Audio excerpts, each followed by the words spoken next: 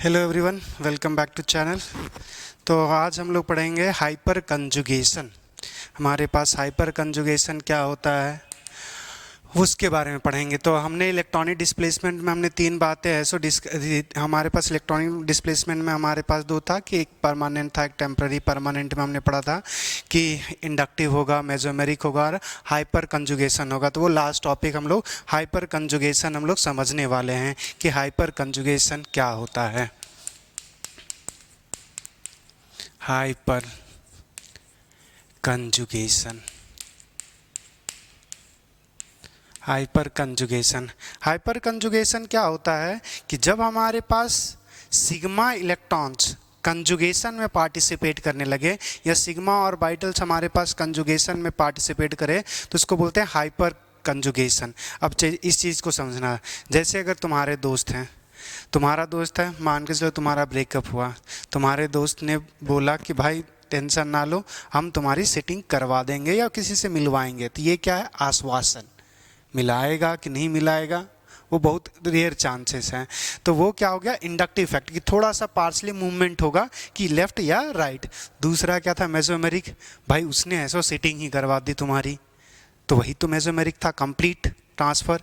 अब दूसरा क्या है? हाइपर कंजुगेशन, कि अगर तुम्हारी गर्लफ्रेंड, अगर तुम्हारी गर्लफ्रेंड ने ब्रेकअप किया और तुम्हारे दोस्त ने क्या किया कि अपनी गर्लफ्रेंड का ऐसा अपनी गर्लफ्रेंड के साथ ब्रेकअप करके तुम्हारे साथ सेटिंग करवा दी, यही है हाइपर कंजुगेशन। और हाइपर कंजुगेशन है तो इसी चीज़ को हम लोग पढ़ेंगे। तो हाइपर कंजुगेशन क्या है कि सिग्मा इलेक्ट्रॉन्स हमारे पास या सिग्मा बॉन्डिंग, सिग्मा हमारे पास सिग्मा इलेक्ट्रॉन या सिग्मा ऑर्बिटल्स हमारे पास कंजुगेशन में पार्टिसिपेट करेगा। कंजुगेशन मतलब उसका रेजोनेंस होगा।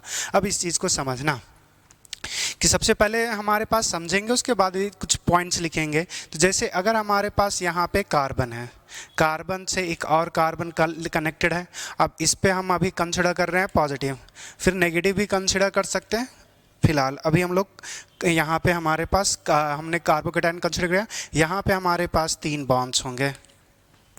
अब इस 3 बॉन्ड्स है तो 3 बॉन्ड से हमारे पास हाइड्रोजन कनेक्टेड है। Hydrogen, hydrogen, hydrogen. अब यहाँ पे अगर ये कार्बोकेटायन है तो ये हमारे पास, इसके पास एक p ऑर्बिटल्स खाली होगा। अब यहाँ पे जो p ऑर्बिटल्स हमारे पास खाली है, उसका ये जो ऑर्बिटल्स है उसके साथ हमारे पास या इन तीनों में ही थोड़ा सा पार्शली ओवरलैप होता है। तो ये क्या करेगा कि ये बॉन्ड टूटता है। जैसे आप देखो, कार्बन और हाइड्रोजन्स की बात करें, कार्बन और हाइड्रोजन की बात करें तो बॉन्ड हमारे पास क्या है कि कार्बन और हाइड्रोजन की बात करें तो कार्बन मोर इलेक्ट्रॉनिटी, हाइड्रोजन लेस इलेक्ट्रॉनिटी। ये बॉन्ड टूटेगा, ये कार्बन पे आएगा, कार्बन पे आएगा मतलब इसी ऑर्बिटल पे रहेगा और इस ऑर्बिटल में जो 2 इलेक्ट्रॉन्स हैं वो कंप्लीटली डोनेट करेगा। तो इसने क्या किया? सिग्मा बॉन्ड तोड़ा और पाई बॉन्ड्स का फॉर्मेशन किया। यही तो हाइपर कंडीशन है कि हमारे पास स्ट्रॉन्ग बॉन्ड टूटेगा और वीक बॉन्ड फॉर्म हो रहा है। अब ये ऐसा हो क्यों रहा है? मॉलिक्यूल अगर हमारे पास स्टेबल होगा तो स्टेबल के लिए वो करना चाहेगा। भाई यहाँ तो सिग्मा ही बॉन्ड तोड़ दिया, ये सिग्मा बॉन्ड्स हमारे पास, ये सिग्मा बॉन्ड्स तोड़ दिया और बना क्या रहा है? ये पाई बॉन्ड्स। तो ऐसा क्यों करना चाहेगा? स्ट्रॉन्ग बॉन्ड तोड़ करके वीक बॉन्ड फॉर्म करना चाहेगा। इससे मॉलिक्यूल की कौन सी स्टेबिलिटी बढ़ेगी? यहाँ पे क्या होता है कि जब ये बॉन्ड तोड़ देगा तो इसके साथ ऑक्टेट कंप्लीट हो जाएगा कार्बोकेटाइन का। अब यहाँ पे होता है कि अगर हमने कुछ अगर सेक्रीफाइस तभी करेंगे जब हमसे उससे बेहतर चीज़ मिले। तो मॉलिक्यूल्स हाइपर कंजुगेशन करके, यहाँ पे जो हाइपर कंजुगेशन करेगा, बॉन्ड तोड़ करके इलेक्ट्रॉन लाएगा, उससे इसका ऑक्टेट कंप्लीट हो जाएगा कार्बोकेटाइन का। और इसका सेटिस्फाई क्या हुआ? हमारे पास सेक्रीफाइस क्या करना पड़ा? H+ को। और H+ को सेक्रीफाइस करके हमारे पास अगर उससे ज़्यादा स्टेबिलिटी अगर गेन हो सकती है तो मॉलिक्यूल वो करेगा। यही है हमारे पास हाइपर कंजुगेशन। अब देखो, ये दूसरा केस क्या है कि दूसरा कार्बन है हमारे पास, यहाँ पे अगर हाइड्रोजन की जगह हमारे पास हाइड्रोजन है, इधर 3 बॉन्ड्स कनेक्टेड हैं। अब यहाँ पे कार्बन पे नेगेटिव चार्ज है हमारे पास और ये सेम 3 बॉन्ड्स बनाया हुआ होगा। तो अबर क्या है कि ये कार्बन और हाइड्रोजन्स का बॉन्ड जो है वो टूटेगा तो बॉन्ड किसको मिलेगा? हाइड्रोजन को। यहाँ पे कार्बन पे क्या आएगा? पॉजिटिव, और पॉजिटिव आ जाएगा तो ये कार्बोकेटायन हमारे पास फॉर्म करेगा। अगर ये हमारे पास कार्बोकेटायन कार्बोकेटायन अगर फॉर्म करेगा तो यहाँ पे इसका जो लोन पेयर है, यहाँ पे इसका लोन पेयर हमारे पास इसके साथ ओवरलैप कर लेगा। तो यहाँ से गौर देना, यहाँ पे क्या हो रहा था कि कार्बन हाइड्रोजन का बॉन्ड टूट के कार्बन को इलेक्ट्रॉन मिल रहा था और वो आगे शिफ्ट कर रहा था। यहाँ क्या है, कार्बन और हाइड्रोजन का बॉन्ड टूट रहा है तो यहाँ से इलेक्ट्रॉन हमारे पास शिफ्ट हो रहा है। तो ये कार्बन कार्बन चेंज से हम कार्बन से बोल सकते हैं कि ये इलेक्ट्रॉन हमारे पास विड्रॉ कर रहा है इस केस में, और यहाँ पे हमारे पास डोनेट कर रहा है। अगर डोनेट कर रहा है तो इसको हम दो यहाँ पे हम लोग पढ़ेंगे हाइपर कंजुगेशन, और इसी को हाइपर कंजुगेशन, और इसको बोल देते हैं रिवर्स हाइपर कंजुगेशन। अब यहाँ पे हम लोग इसको थोड़ा सा एक और छोटा सा देंगे। जैसे अगर इंडक्टिव को बोले थे कि हमने प्लस आई माइनस आई में डिवाइड किया था, अगर तो फिर मेसोमेरिक में पढ़ा तो हमारे पास प्लस एम और माइनस एम पढ़ा। तो हाइपर कंजुगेशन अगर फर्स्ट इनिशियल एच है तो इसको हम बोल देते हैं कि ये क्या रहा है, इलेक्ट्रॉन डोनेट का काम कर रहा है, हाइड्रोजन का बॉन्ड तोड़ करके कार्बन को मिल रहा है, तो इसको हम प्लस एच इफेक्ट बोल सकते हैं। समझने के लिए बेहतर होगा हमारे पास। और ये हमारे पास इलेक्ट्रॉन विड्रॉ कर रहा है तो ये हमारे पास माइनस एच इफेक्ट बोलेंगे। तो ये होता क्या है, हमारे पास हाइपर कंजुगेशन का जस्ट उल्टा है, तो इसको रिवर्स हाइपर कंजुगेशन बोल देते हैं, जिसमें इलेक्ट्रॉन विड्रॉइंग का काम हो रहा है। इस इफेक्ट में क्या हो रहा है, इलेक्ट्रॉन विड्रॉइंग ग्रुप का काम कर रहा है, और हमारे पास इस ग्रुप में इस फेनोमेना में हमारे पास जो ऑब्जर्व हो रहा है वो इलेक्ट्रॉन डोनेटिंग ग्रुप का हमारे पास ऑब्जर्व हो रहा है। अब ये इस चीज़ को थोड़ा सा समझेंगे, ये चीज़ समझ में आ गया। तो हमारे पास हाइपर कंजुगेशन होता क्या है, it is a conjugation of sigma bonded electron. It is a conjugation of sigma bonded electron of carbon hydrogen और कार्बन हैलोजन, कार्बन हाइड्रोजन और कार्बन हैलोजन।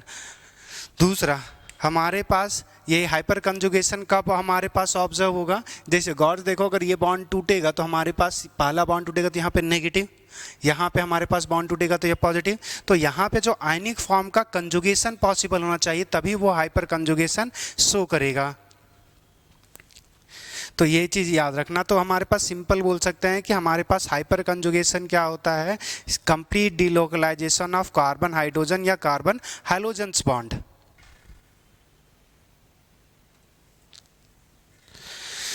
नेक्स्ट हमारे पास देखो, ये हमारे पास किस में जनरली हमारे पास ऑब्जर्व होता है। अच्छा, इस हाइपर कंजुगेशन के लिए हमारे पास क्या होना चाहिए, अल्फा हाइड्रोजन। अल्फा हाइड्रोजन क्या बोलेंगे कि अगर हमारे पास यहाँ पे अल्कीन हो, अल्कीन के नेक्स्ट पोजीशन पे अगर हमारे पास हाइड्रोजन हो, कार्बन हो, और कार्बन पे हमारे पास हाइड्रोजन, तो ये जो हमारे पास किसी भी पोजीशन, अगर हम ये हमारे पास क्या है, ये काइंड ऑफ मान सकते हैं फंक्शनल ग्रुप है, फंक्शनल ग्रुप का नेक्स्ट कार्बन को अल्फा बोलेंगे। दूसरा हमारे पास कार्बोकेटायन है, और अगर उसके बाद हमारे पास हाइड्रोजन होगा तो उसके नेक्स्ट पोजीशन को अल्फा बोलेंगे। अब दूसरा एक बात और समझना कि यहाँ पे कार्बोकेटायन है हमारे पास, और ये कार्बोकेटायन है, ये कनेक्टेड है, ये दो बॉन्ड से कनेक्टेड होगा। यहाँ पे हमारे पास फिर से डबल बॉन्ड है हमारे पास, यहाँ पे हमारे पास कार्बन जो है वो sp3 है जिसके पास एक हाइड्रोजन है। तो इस केस में जो अल्फा काउंट होता है, जहाँ पे कंजुगेशन ख़त्म होगा, अल्फा हाइड्रोजन वही होगा जो हमारे पास sp3 होना चाहिए। पहला तो sp3 होना चाहिए, और वो डबल बॉन्ड जहाँ पे कंजुगेशन खत्म हो रहा है उसके नेक्स्ट पे होगा। देखो गौर से, कार्बोकेटायन, तो अगर मान के चलो कि यहाँ पे एक बॉन्ड है, ये तीन बॉन्ड हो गया, एक बॉन्ड हाइड्रोजन बनाया, दो बॉन्ड हमारे पास, दो बॉन्ड, तीन बॉन्ड, एक चार बॉन्ड हाइड्रोजन हो गया। तो यहाँ पे इस कार्बन को अल्फा नहीं बोलेंगे, जहाँ पे हमारे पास कंजुगेशन खत्म होगा वो हमारे पास, तो देखो यहाँ कार्बन है, यहाँ पे रेजोनेंस कर सकता है पॉजिटिव चार्ज, फिर हमारे पास डबल बॉन्ड है, यहाँ पे हमारे पास कंजुगेशन खत्म हो रहा है, इसके नेक्स्ट पोजीशन को अल्फा बोलेंगे। और ये हमारे पास यहाँ पे अगर और हाइड्रोजन प्रेजेंट होगा तो इसको बोलेंगे अल्फा हाइड्रोजन, अल्फा हाइड्रोजन। यही चीज़ हम लोग हमारे पास फ्री रेडिकल में भी अप्लाई कर सकते हैं। जैसे अगर हमारे पास कार्बन है, तीन बॉन्ड्स हैं, यहाँ पे फ्री रेडिकल्स हो, तो इस केस में भी हमारे पास इस हाइड्रोजन को अल्फा हाइड्रोजन्स बोलेंगे। तो अल्फा हाइड्रोजन हमारे पास तो यहाँ से पॉइंट्स क्या बोल सकते हैं, for hyper conjugation, hyper conjugation molecule must have alpha hydrogen. अब अल्फा हाइड्रोजन बोलेंगे किसको,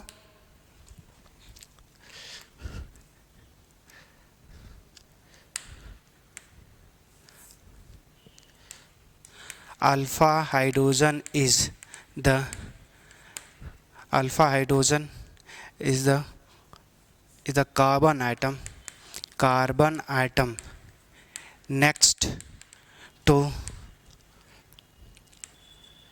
carbocation, या फिर हमारे पास कार्बन फ्री रेडिकल,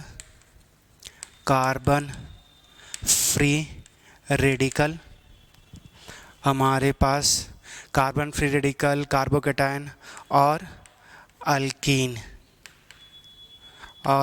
या अल्काइन भी ले सकते हो, हमारे पास अल्कीन और अल्काइन का। अब दूसरा बात, हमारे पास जो अल्फ़ा हाइड्रोजन होगा वो हमेशा sp3 हाइब्रिडाइज होगा। Alpha hydrogen containing carbon atom must be sp3 hybridized। तो हमारे पास जो मॉलिक्यूल्स होगा अल्फ़ा हाइड्रोजन जो कंटेन करेगा कार्बन, वो sp3 हाइब्रिडाइज होना चाहिए। sp2 है या sp है तो उस केस में हमारे पास को अल्फ़ा हाइड्रोजन नहीं बोलेंगे। तो अगर कंजुगेशन के बाद जो हमारे पास sp3 होगा, जो फर्स्ट कार्बन होगा जिसमें हमारे पास अगर हाइड्रोजन रहेगा तब उसको अल्फ़ा हाइड्रोजन बोलेंगे, वरना नहीं बोलेंगे। जैसे कुछ एक दो मॉलिक्यूल्स लेते हैं, जैसे अगर हमारे पास यहाँ पे बात करते हैं, जैसे कार्बन का टाइन है, यहाँ पे कार्बन है, हमने CH3 रखा, यहाँ पे हमारे पास CH3 रखा, यहाँ पे CH3 रखा। अगर हम यहाँ से बात करें कि अल्फ़ा हाइड्रोजन्स के नंबर यहाँ से निकालो, अल्फ़ा हाइड्रोजन्स के नंबर, कार्बन का टाइन के नेक्स्ट पोजीशन पे हमें कार्बन देखना है, इस कार्बन पे कोई हाइड्रोजन है, नहीं है तो जीरो हो गया। दूसरा हमारे पास समझे, यहाँ पे हमारे पास CH2 प्लस है, यहाँ पे हमारे पास CH3 हो गया। तो यहाँ पे हमारे पास अल्फ़ा हाइड्रोजन्स कितने हो जाएंगे, ये हमारे पास कार्बोकेटाइन के नेक्स्ट पोजीशन का कार्बन ने कितने, इस हाइड्रोजन एक ही हाइड्रोजन है, एक अल्फ़ा हाइड्रोजन हो गया। दूसरा हमारे पास ये कंसिडर करो CH2 प्लस हमारे CH3 हमारे पास CH डबल बॉन्ड CH3, यहाँ पे CH3। तो इस केस में अगर हम अल्फ़ा हाइड्रोजन्स की बात करेंगे तो ये भी अल्फ़ा हो गया, ये भी हो गया। अब यहाँ से देखो ये कंजुगेशन कर सकता है तो ये भी अल्फ़ा कहलाएगा। तो ये अल्कीन के नेक्स्ट ये जो कंजुगेशन अगर हमारे पास यहाँ पे जैसे देखो ये बॉन्ड टूटेगा तो यहाँ पे नेगेटिव, हमारे पास पॉजिटिव पाई बॉन्ड्स का फॉर्मेशन, अगर नेगेटिव आया तो यहाँ पे पॉजिटिव, ये भी तो अल्फ़ा ही काउंट होगा। तो सेम चीज़, तो यहाँ पे जो हमारे पास अल्फ़ा हाइड्रोजन है वो 3 3 6 एक 9 हो जाएगा। तो इस तरह हमारे पास काउंट करते हैं।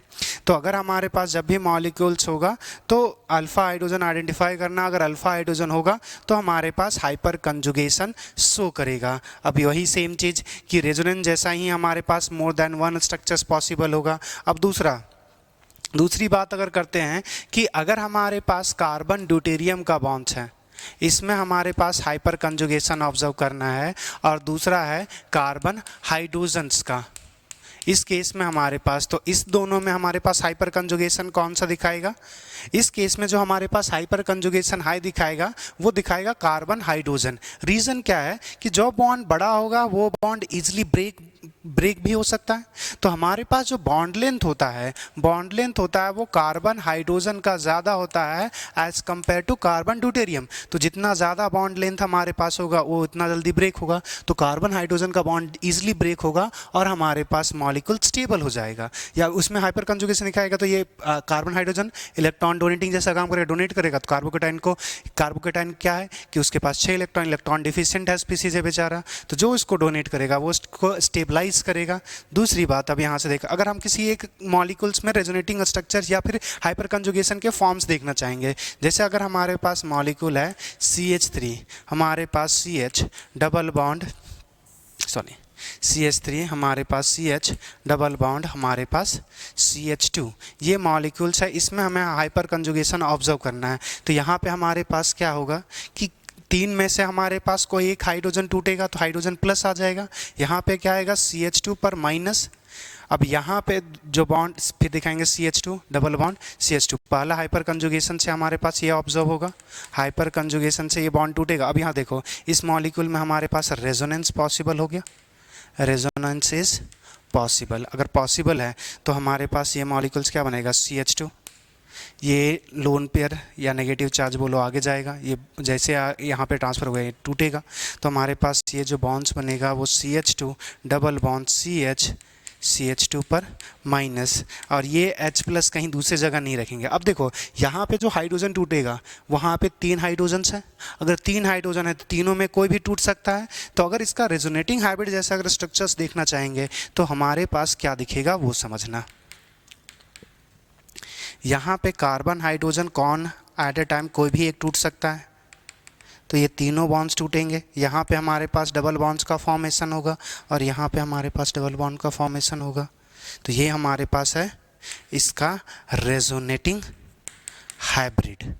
तो ये हमारे पास, तो यहाँ पे बॉन्ड्स टूटेंगे, इसी तरह हमारे पास ट्रांसफ़र होगा। कार्बोकेटाइन कार्बोनाइन के केस में भी देखना चाहते थे, एक कार्बोकेटाइन का देख लो, जैसे अगर हमारे पास यहाँ पे CH3 है, ये हमारे पास CH2 पर पॉजिटिव है।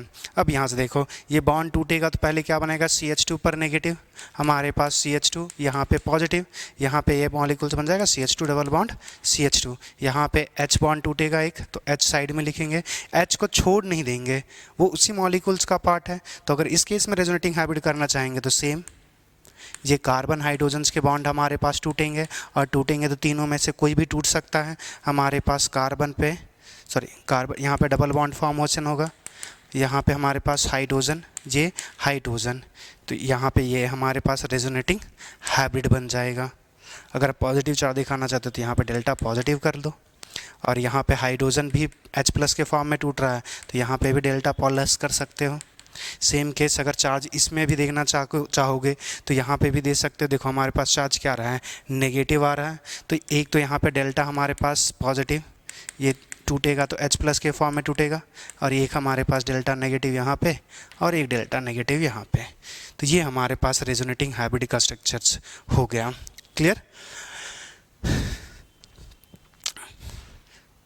दूसरा, अब हमारे पास दूसरा बात पे आते हैं कि हमारे पास जो हाइपर कंजुगेशन हो रहा है, अगर हमारे पास रेजोनेंस जैसा ही इफेक्ट दिखा रहा है तो रेजोनेंस या मेसोमेरिक और हाइपर कंजुगेशन में डोमिनेटिंग पावर कौन होगा, तो रेजोनेंस या रेजोनेंस या फिर हमारे पास मेसोमेरिक इज डोमिनेटिंग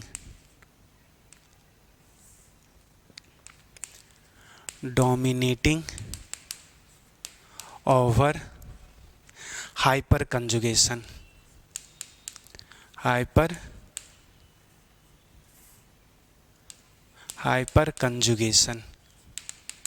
रीज़न है इसका, मतलब इसका रीज़न है कि पहला तो देखो मेसोमेरिक में क्या होता है, पाई बॉन्ड टूटता है, पाई बॉन्ड हमारे पास फॉर्म होता है, लोन पेयर से बॉन्ड पेयर फॉर्म होता है। तो यहाँ पे मॉलिक्यूल्स में क्या है कि वीक बॉन्ड्स टूट रहा है, वीक बॉन्ड ही फॉर्म हो रहा है, और उसके कारण मॉलिक्यूल्स बहुत ज़्यादा स्टेबल हो रहा है। दूसरा हमारे पास क्या है कि यहाँ पे सिग्मा बॉन्ड टूट रहा है और पाई बॉन्ड्स फॉर्म हो रहा है, उसके कारण भी स्टेबल हो रहा है, मगर सिग्मा बॉन्ड्स तोड़ना डिफिकल्ट होगा। अगर डिफिकल्ट होगा तो वो होना नहीं चाहेगा जल्दी, अगर नहीं होना चाहेगा तो वो लेस हमारे पास क्या है कि इलेक्ट्रॉन डिस्प्लेसमेंट कंप्लीटली जो होने की टेंडेंसी वो कम है। अगर कम है तो हमारे पास में जब इलेक्ट्रॉनिक डिस्प्लेसमेंट की बात कर रहे हैं, तो अगर हमारे पास इलेक्ट्रॉनिक डिस्प्लेसमेंट की बात करेंगे तो हमारे पास मेसोमेरिक इफेक्ट में ज़्यादा होगा as compare to hyper conjugation.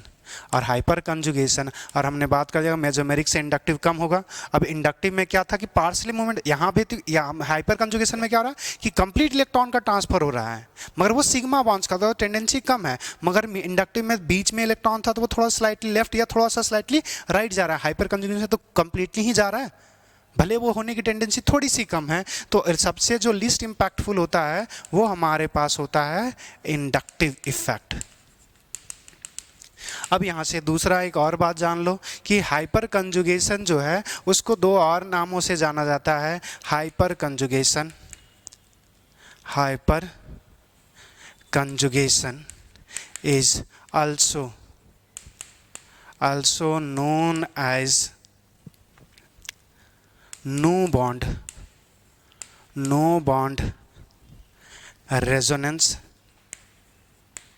Resonance. और एक नाम और है हमारे पास इसका, इसको बोलते हैं बेकर नाथन इफेक्ट, क्योंकि इसी साइंटिस्ट ने ढूंढा था, बेकर नाथन इफेक्ट। तो ये हाइपर कंजुगेशन ही है। और रिवर्स हाइपर कंजुगेशन देख चुके हैं। अब इसका एक छोटा सा और एग्जांपल समझना, इसको हम थोड़ा सा एक और इम्पैक्ट से समझेंगे कि याद करो कि हमने मॉलिक्यूल्स जब पढ़ा थी, जब रेमोजेमेरिक इफेक्ट पढ़ा था, तो उसमें पढ़ा था रिंग पे, बेंजीन रिंग पे अगर प्लस m ग्रुप है तो ऑर्थो पारा पे इलेक्ट्रॉन डेंसिटी बढ़ाएगा, अगर इलेक्ट्रॉन विड्रॉइंग ग्रुप है तो ऑर्थो पारा पे डेंसिटी इलेक्ट्रॉन डेंसिटी घटाएगा। अब इसी चीज़ को थोड़ा सा यहाँ पे हम लोग देखेंगे कि अगर हमारे पास यही चीज़ है, अब देखो हमारे पास हाइपर कंजुगेशन किस में ऑब्जर्व हो रहा है, जब हमारे पास अल्फा हाइड्रोजन्स हो। तो एक हम टॉल्यूइन ले रहे हैं मॉलिक्यूल्स, और दूसरा जो हम मॉलिक्यूल्स लेंगे वो हम लेंगे बेंजीन। यहाँ पे जो हाइड्रोजन है वहाँ पे हमारे पास क्लोरीन आ जाएगा, ट्राइक्लोरो, हमारे पास ट्राइक्लोरो टॉल्यूइन ले रहे हैं। तो यहाँ पे हमारे पास क्या है कि कार्बन हाइड्रोजन्स के बॉन्ड है। तो अगर ये हमारे पास पहले तो टूटेगा तो इस पर नेगेटिव आएगा, और ये नेगेटिव हमारे पास ये आगे शिफ्ट करेगा। तो यहाँ पे इलेक्ट्रॉन जैसे डबल बॉन्ड बनाएगा ये हमारे पास आगे शिफ्ट होगा। तो यहाँ से हमारे पास जो रेजोनेटिंग स्ट्रक्चर्स बनेंगे वो थोड़ा सा देखें। ये बॉन्ड टूटा तो यहाँ पे नेगेटिव आएगा, हमारे पास यहाँ पे double bond double bond double bond, यहाँ पे CH2 लिख देते हैं, और एक जो बॉन्ड टूटा वो H+ के साथ टूटा। नेक्स्ट हमारे पास रेजोनेंस करेगा, फिर से हमारे पास यहाँ पे इलेक्ट्रॉन डिस्प्लेस होगा, ये डबल बॉन्ड्स टूटेगा, आगे शिफ्ट होगा तो हमारे पास जो बॉन्ड्स बनेगा वो, और एक और बॉन्ड हमारे पास कि ये नेगेटिव चार्ज यहाँ पे शिफ्ट होगा, तो डबल बॉन्ड हमारे पास जो आएगा वो यहाँ पे नेगेटिव यहाँ पे आएगा, डबल बॉन्ड CH2 यहाँ पे H+। अब फिर हमारे पास ये नेगेटिव आगे फ्लो करेगा, बॉन्ड्स टूटेगा, और हमारे पास जो फिर से नेक्स्ट रेजोनेटिंग स्ट्रक्चर्स बनेगा, यहाँ पे negative double bond CH2 H+। Further हमारे पास क्या होगा, ये नेगेटिव यहाँ पे मूव करेगा, ये CH2 आगे मूव करेगा। अगर आगे मूव करेगा तो गौर से देखो सेम हमारे पास +m ग्रुप जैसा ही हो रहा है कि अगर हम इसका रेजोनेटिंग हाइब्रिड बढ़ाना चाहें तो ये हमारे पास क्या हो रहा है, ये कार्बन हाइड्रोजन्स के बॉन्ड सारे ब्रेक हो रहे हैं, और यहाँ से हमारे पास इलेक्ट्रॉन डेंसिटी आ रहा है, और ऑर्थो और पारा पे इलेक्ट्रॉन डेंसिटी बढ़ रहा है। अब यहाँ से दूसरी बात मॉलिक्यूल्स में बात करते हैं। यहाँ पे अगर बेंजीन से हमारे पास कार्बन हाइड्रोजन, तो वही सेम काम हो गया कि अल्फ़ा हमारे पास कार्बन है, अल्फ़ा कार्बन यहाँ पे था, अल्फ़ा हाइड्रोजन है, ये अल्फ़ा हाइड्रोजन इसको बोल सकते हैं। यहाँ पे अगर ये बॉन्ड टूटेगा तो हाइड्रोजन को इलेक्ट्रॉन मिलेगा, और अगर हाइड्रोजन्स को इलेक्ट्रॉन्स मिलेगा तो यहाँ पे जो हमारे पास मॉलिक्यूल्स बनेगा वो थोड़ा सा देखना। ये बॉन्ड टूटेगा तो यहाँ पे हमारे पास क्या आएगा, पॉजिटिव, ये बॉन्डिंग इलेक्ट्रॉन आगे शिफ्ट होगा, तो यहाँ पे डबल बॉन्ड आएगा हमारे पास, कार्बन कार्बन पे पॉजिटिव, यहाँ पे 2 Cl+, इस प्लस तो नहीं लिखेंगे, Cl एक माइनस में होगा, यहाँ पे हमारे पास पॉजिटिव, और ये double bond as it is रहेगा। फिर क्या होगा कि ये डबल बॉन्ड आगे शिफ्ट करेगा, पॉजिटिव चार्ज पारा पोजीशन पे हमारे पास आएगा, यहाँ पे पॉजिटिव चार्ज, यहाँ पे डबल बॉन्ड Cl माइनस, फिर हमारे पास ये जो पॉजिटिव चार्ज है फिर आगे रेजोनेंस स्टेबलाइज होगा। तो अगर नेक्स्ट स्ट्रक्चर्स हम यहाँ से फिर से बनाएंगे तो डबल बॉन्ड यहाँ पे हमारे पास positive, double bond Cl Cl2 minus, फिर ये इलेक्ट्रॉन्स यहाँ पे आएगा, फिर क्लोरीन वापस आ जाएगा, तो फर्दर ये मॉलिक्यूल्स बने। तो ये दो स्ट्रक्चर्स बताने का क्या ज़रूरत था कि अगर हमारे पास कार्बन हाइड्रोजन का अल्फ़ा हाइड्रोजन है तो हमारे पास ये इलेक्ट्रॉन डोनेटिंग ग्रुप होगा, वो जी पहले भी डिस्कस कर चुके हैं, और इसी की वजह से ये ऑर्थो पारा डायरेक्टिंग ग्रुप हो जाएगा। अगर नहीं समझ में आ रहा तो फिर ऑर्थो पारा पे इलेक्ट्रॉन डेंसिटी बढ़ जाएगा, बस इतना याद रखें। दूसरा हमारे पास यहाँ पे अगर अल्फ़ा हाइलोजेंस रहेगा तो वो कैसा काम करेगा, इलेक्ट्रॉन विड्रॉइंग का, और इसी को क्या बोलते हैं, रिवर्स हाइपर कंजुगेशन। अब हमारे पास इलेक्ट्रॉनिक डिस्प्लेसमेंट हमने परमानेंट वाला देख लिया है, तो अब क्या करेंगे, नेक्स्ट क्लास में हमारे पास इसके एप्लीकेशन करेंगे, कार्बोकेटाइन की स्टेबिलिटी, कार्बेनाइन की स्टेबिलिटी, एसिडिक स्ट्रेंथ और बेसिक स्ट्रेंथ की बात करेंगे। Thank you everyone.